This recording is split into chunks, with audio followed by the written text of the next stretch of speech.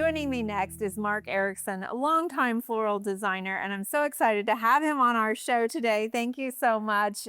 Absolutely. You work magic. I have seen you work magic. I'm so excited that you're going to show us some of your secrets, hopefully. Well, I'll share some things. Okay, yes. excellent. So I know so often we might buy that $15, $20 bouquet and just plop it in a vase, right? But right. are there some tricks that we can do to maybe zhuzh it up a little bit? Absolutely. Absolutely. The first thing is that you want to have the joy of working with flowers. Yes.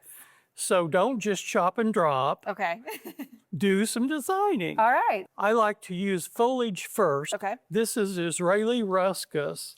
And usually when you buy an assortment, there's not going to be a lot of foliage, but there is somewhere around there a foliage bouquet to buy. So go ahead and buy that with your flowers. And one of the things that I always do is remove the bottom foliage from the stem because we never want foliage in the water.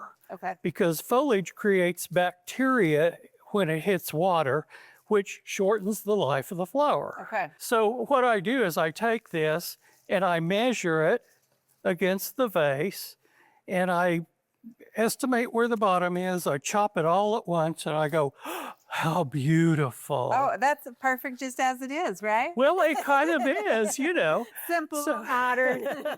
Exactly.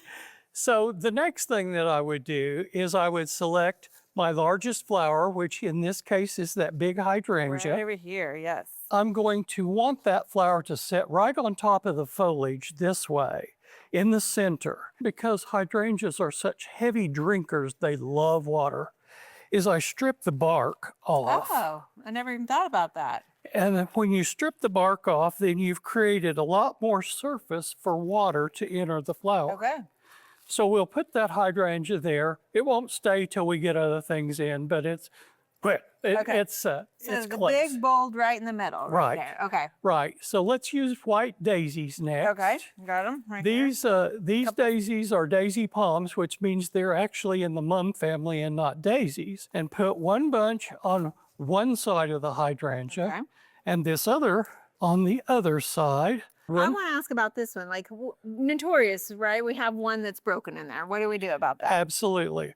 You always remove any broken flower because it's going to fade long before the others do. Okay. So these are spray roses, and this particular variety has no thorns, which is a good thing for us. Yes. We're going to use 3 in the beginning here, and we may add more later because you could never have enough roses.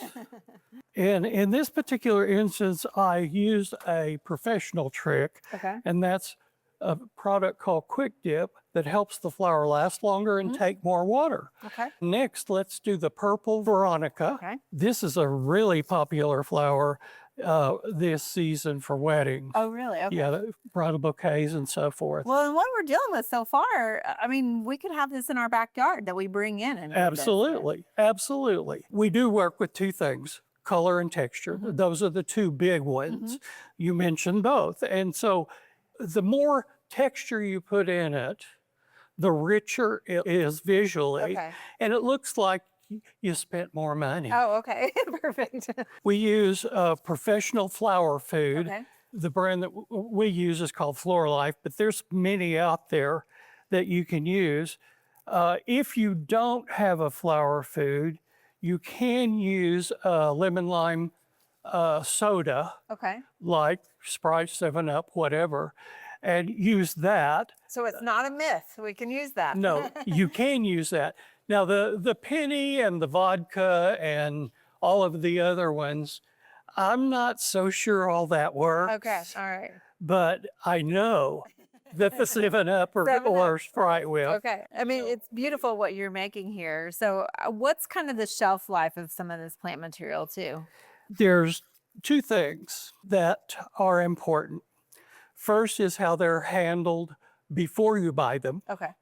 And most places are doing what they're supposed to do. Refrigeration, water, that sort of thing.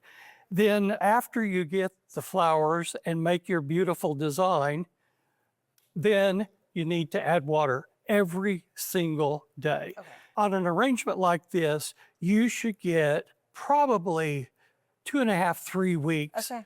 maybe a little longer, but some of it may not last that long. And like we were discussing earlier, Yeah. take the ones that are not pretty out. So these tulips might be the ones that would perish first? They would be. Okay. They would be. Tulips are a big deal in the bundles at the stores. Oh, right. So go ahead and get a bundle of tulips, but put them all up to themselves. Just do a tulip arrangement with some foliage. And then when it's gone, go buy more. Buy flowers. You know, flowers enhance lives. Yes, they do. And it definitely shows in your personality enthusiasm that you've been working with flowers for so long. So I have, and I still love it. Every single day that I'm with flowers, I love.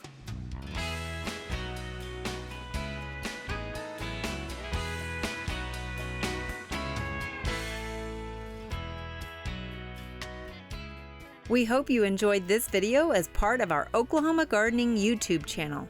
You can also find even more videos on the OK Gardening Classics YouTube channel. And join us on social media for great gardening tips, photos, and discussion.